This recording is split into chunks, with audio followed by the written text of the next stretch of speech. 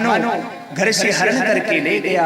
नारद जी मिले हैं, इंद्र को समझाया, अरे इंद्र, इस कयाधु के पेट से भगवान का भक्त पैदा होगा, इसको कष्ट मत दे। कयाधु नारद जी महाराज के आश्रम में रहती है। हिरण्यकशिपु आया, कयाधु को लाया। प्रहलाद जी का जन्म मानो नारद जी के सामने ही हुआ है, नारद जी के आश्रम में ही हुआ है। नारद ही प्रहलाद जी के पहले गुरु हैं। नारद ने योग सिखाया, ध्यान सिखाया, धारणा, प्राणायाम, भगवान का नाम, सब कुछ नारद जी ने सिखाया।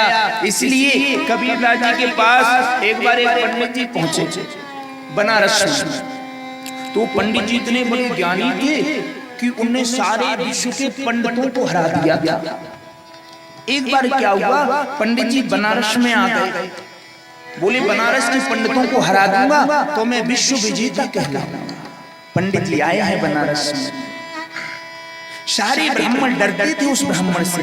काशी के सारे ब्राह्मण भोलेनाथ के पास पहुंचे, बाबा हमारी रक्षा करो। हे भोलेनाथ, काशी की लाज तुम्हारे हाथों में है, इस ब्राह्मण को हरा दो। तो भोलेनाथ कहते हैं, अभी इस समय अगर सबसे बड़ा कोई ज्ञानी है तो वो कबीरदास है। कबीर के बराबर कोई ज्ञानी अभी है ही नहीं। तुम इस ब्राह्मण को कबीर के पास पहुंचाओ, कबीर इसे अवश्य हरा देगा। ब्राह्मण कबीर के पास पहुंचा है। कबीरदास जी से ब्राह्मण देवता कहने लगे, तुम मुझे शास्त्रार्थ करो। तो कबीरदास जी कहते हैं, भैया मैंने तो कलम तक नहीं छुई है, मैं तो कभी पढ़ने भी नहीं गया, मैं तुमसे क्या शास्त्रार्थ करूंगा। ब्राह्मण बोला, तो मुझे क्यों बुलाया। फिर कबीरदास जी बोले, अगर ब्राह्मण तुम बुरा ना माने तो मेरे दो शब्द हैं, इन दो का ही तुम उत्तर दे देना, मैं समझ लूंगा मैं हार गया। ब्राह्मण बोला, बताओ। तो कबीरदास जी बोले, समझकर पढ़ा है तूने या पढ़कर समझा है। तूने समझकर पढ़ा है इन वेद शास्त्रों को या पढ़कर समझा है। इन दो बातों का तू आंसर दे दे, बस चला जा। ब्राह्मण चला गया है। रात्रि में पीपल के वृक्ष के नीचे बनारस में ब्राह्मण सो रहा। उसी समय क्या देखा, जिस वृक्ष के नीचे ब्राह्मण सो रहा है उस वृक्ष पर बड़ी बड़ी प्रेत आत्माएं बैठी हुई हैं। एक डाली खाली पड़ी है, दूसरी प्रेत आत्मा आई है, वो बोल पड़ी, मैं इस पर बैठना चाहती हूँ। अन्य प्रेतों ने कहा, नीचे जो ब्राह्मण बैठा है ना उससे पूछकर आ, क्यों, कल इस ब्राह्मण को भी मरना है, यह ब्राह्मण भी कल प्रेत बनेगा और इसी डाली पर बैठेगा। तो भैया ब्राह्मण के पास वो प्रेत आया है।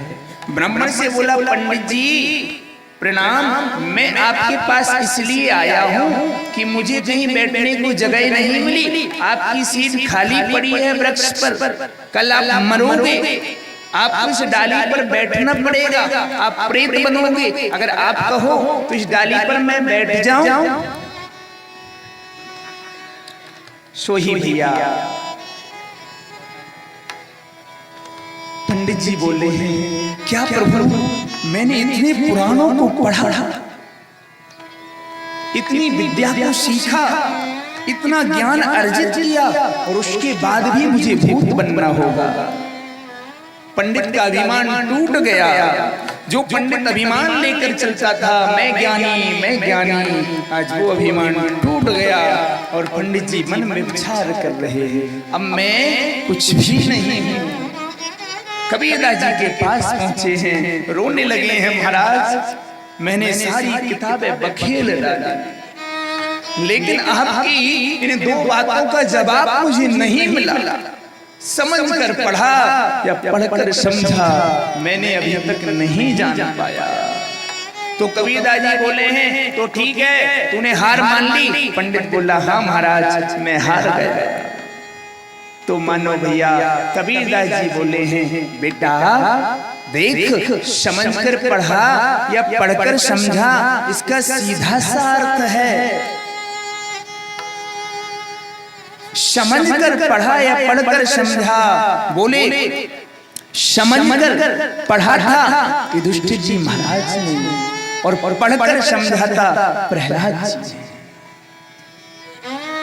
प्रहलाद जी ने भी यही जाना कि संसार में और कुछ नहीं है, राम नाम एक अंक है, बाकी सब है शून्य। एक अगर सत्य है तो वो राम है, इसके अलावा सारी विद्याएं सब कुछ शब्द अर्थ है। इस बात को समझा प्रहलाद जी ने तो भगवान का ही भजन किया, और इसी बात को समझा, पढ़कर समझा युधिष्ठिर जी ने, तो उन्होंने भी धर्म ही पकड़ा, धर्म पर ही चले।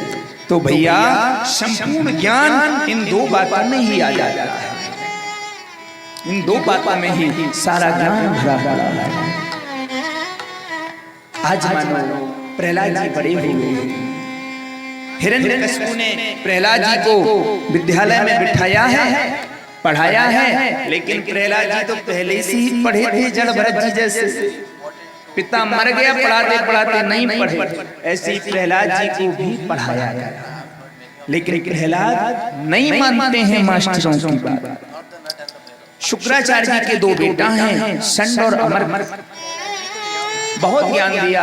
आज पिता के पास पहुंचे हैं, आज पिता के पास पहुंचे हैं प्रहलाद जी। हिरण्यकशिपु ने कहा तूने क्या पढ़ा?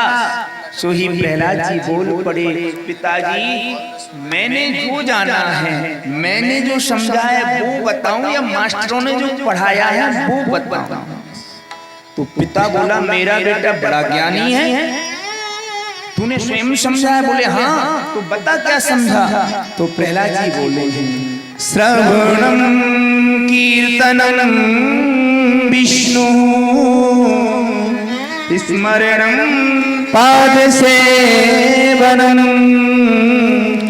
अर्चनम वंदनम दास्यं सख्यमात्म निवेदनम। पिताजी मैंने यही पढ़ा, प्रथम भगति संतन कर संगा, दूजी रति मम कथा प्रसंगा।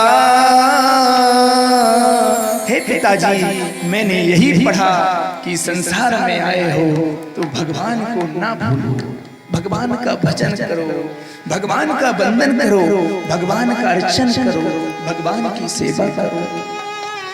जैसे ही हिरण्यकशिपु ने सुना मेरे दुश्मन का नाम लेता है, धक्का मारा है, गुरुओं को डांटा, इसे यही पढ़ाया, ले जाओ इसे।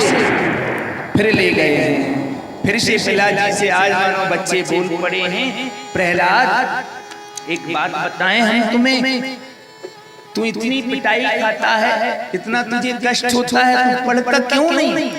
तो प्रहलाद जी ने कहा इस पढ़ाई में मुझे आनंद ही नहीं आता, मुझे तो इन पुराणों की पढ़ाई में आनंद आने लगा है। तो है सारे राक्षस बालक बोले हमें भी इस पढ़ाई को बता देना। प्रहलाद जी बोले मेरी पढ़ाई समझना है तो जो मैं कहूँगा वो करूँ। तो देखो आप भी समझने कोई बैठे हैं। तो प्रहलाद जी ने राक्षसों के बालकों को समझाया। यहाँ मैया की दया से हमें मैया ने भेजा है समझाने को। तो प्रहलाद जी ने कहा सब अपने अपने हाथों में मंजीरा ले लो, कोई झींका ले लो, कोई ढोलकी ले लो, कोई तबला ले लो, फिर मैं बताता हूँ मैं कौन सा पुराण पढ़ता हूँ। सारे बालकों ने लिया है। तो प्रहलाद जी बोल पड़े दिल तो प्यारा है मंगल,